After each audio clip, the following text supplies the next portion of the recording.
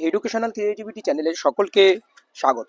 একটি বড় খবর রয়েছে, এসএসসি একাদশ দ্বাদশে যে ইন্টারভিউ লিস্ট বা ভেরিফিকেশন লিস্ট প্রকাশিত হয়েছে গত পরশু, সেটা নিয়ে মামলা দায়ের হলো এবং সেই মামলা শুনানির জন্য লিস্টেড হলো।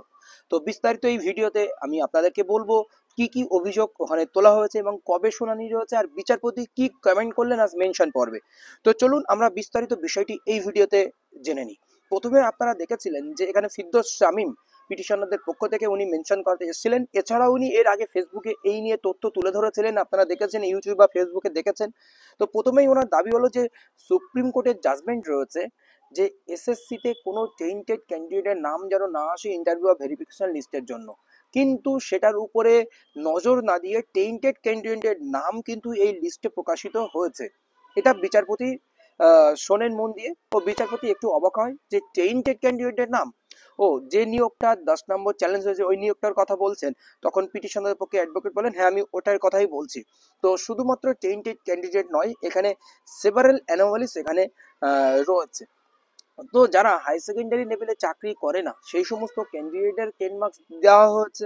এছাড়াও দেখা যাচ্ছে যে primary teacher goat benefit, primary টিচারদের 10 মার্কস দেওয়া হয়েছে এরকম উদাহরণ। এছাড়াও হেলথ কো ওয়ার্কার তাদেরও 10 মার্কস দেওয়া হচ্ছে। তখন বিচারপতি অবাক হয় যে হেলথ ওয়ার্কারকে দেওয়া হয়েছে এই নাম্বার, তিনি অবাক হন যথারীতি। তো এরপর আরেকটি বিষয় যে 1997 ডেট অফ বার্থ, সে কি করে 10 নম্বর বেনিফিট পেয়ে থাকে। তো এই সমস্ত অ্যানোমালিসগুলো ওঠে, আর এইগুলো বিচারপতি শোনেন এবং মামলাটি গুরুত্ব দিয়ে শোনেন। এইবার বিষয়টি বলি যে এই মামলাটি শুনানির জন্য 18 তারিখ রেখেছে, ডে আফটার টুমোরো। কারণ আগামীকাল জানেন আমরা প্রথম ভেরিফিকেশন বাংলা বা অন্যান্য সাবজেক্টের কিছু কিছু সাবজেক্টের ভেরিফিকেশন শুরু হচ্ছে, কিন্তু আগামীকাল মামলাটা রাখলেন না, উনি মামলাটা রাখলেন বুধবার 19 তারিখে। জাস্টিস অমৃতা সিনহা এই মামলাটি শুনবেন, সমস্ত পার্টিদের নোটিশ দিতে বললেন।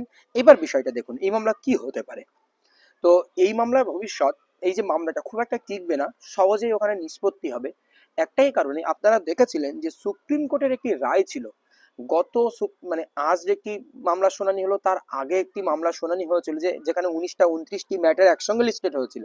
ওই মামলার শুনানিতে রেনা বেগম না কি একটা মামলা, ওই মামলার শুনানিতে আপনারা দেখেছেন যে যদি কোনো টেন্টেড ক্যান্ডিডেট সুযোগ পায় তাহলে মানে অ্যাডভোকেটদের দেখতে বলেছিলেন, যারা বিরোধী অ্যাডভোকেট বা যারা আনটেন্টেড টিচারদের পক্ষে তাদেরকে দেখতে বলেছিলেন যে আপনারা বাড়ি গিয়ে হোমওয়ার্ক করুন। তো এই হচ্ছে বিষয়।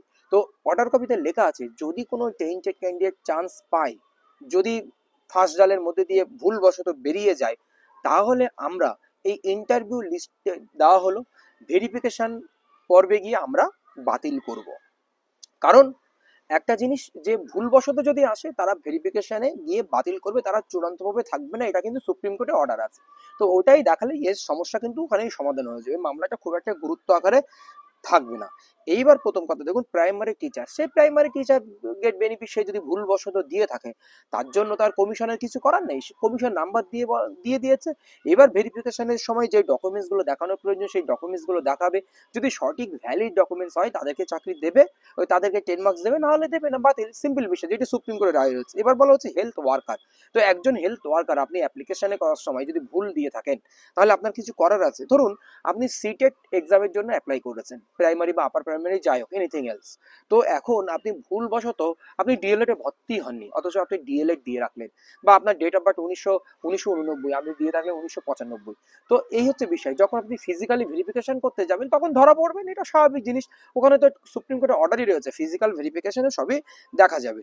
তো এবার 1995 এর বিষয়টাও সেম, 1997 কেউ যদি ভুলবশত দিয়ে থাকে তাহলে কি কমিশনের কিছু করার আছে? কমিশন তো ডকুমেন্টস নেননি এখনো ফিজিক্যালি, ডকুমেন্টসও নেননি, এবং ফর্ম সাবমিশনের সময় ডকুমেন্টসও পিডিএফ করে দিতে হয়নি, জাস্ট লিখে দিতে হয়েছিল ওখানে ডেট অফ বার্থ। কেউ যদি ভুল টাইপিং করে তো তার কি করা আছে? আপনি একটি চাকরি পরীক্ষার জন্য ফর্ম ফিল আপ করছেন, আপনি ভুল তথ্য দিয়েছেন, ওই অনুযায়ী শর্টিং করে আপনার লিস্টেড করা হবে। এবার যখন ভেরিফিকেশনে আপনি সঠিক ডকুমেন্টস দিতে পারবেন না, তখন আপনাকে বাতিল করা হবে। এটা একটা সিম্পল বিষয়, সেহেতু এই মামলার কোনো ভয় পাওয়ার দরকার নেই। এই মামলা কোনো গুরুত্বহীন মামলা, ওই সুপ্রিম কোর্টের একটি অর্ডার দেখালেই এই সবই ডিসমিস হয়ে যাবে, সবই খারিজ হয়ে যাবে, কারণ সুপ্রিম কোর্টের অর্ডার ইতিমধ্যে রয়েছে। এটা জাস্ট পয়সা নেওয়ার জন্য ক্যান্ডিডেটের পক্ষ থেকে একটি মামলা। তো আমি কারোর পক্ষপাতিত্ব হয়ে বলছি না, আমি বাস্তব সত্যি কথা বললাম, বিশ্বাস করুন এটা সত্যি কথা এক প্রকারের। তো অ্যাডভোকেট অবশ্যই ফলস থাকলে সেই ফলসের উপরে দৌড়াবে, সেটা নিয়ে মামলা করবে। কিন্তু এটা সুপ্রিম কোর্টের বিষয় রয়েছে, যেমন এসএসসির ক্ষেত্রে 10 নম্বর অরুণী বাপানের মামলায় সুপ্রিম কোর্ট হস্তক্ষেপ করেছিল, সেই মামলা বিচারপতি হস্তক্ষেপ করতে পারেননি, এই বিষয়টাও সেম জায়গায় গিয়ে দাঁড়াবে। ধন্যবাদ, কারোর পক্ষপাতিত্ব নয়, আমি জাস্ট মূল বিষয়টি তুলে ধরলাম যে ফ্যাক্টরটা কি রয়েছে। ধন্যবাদ।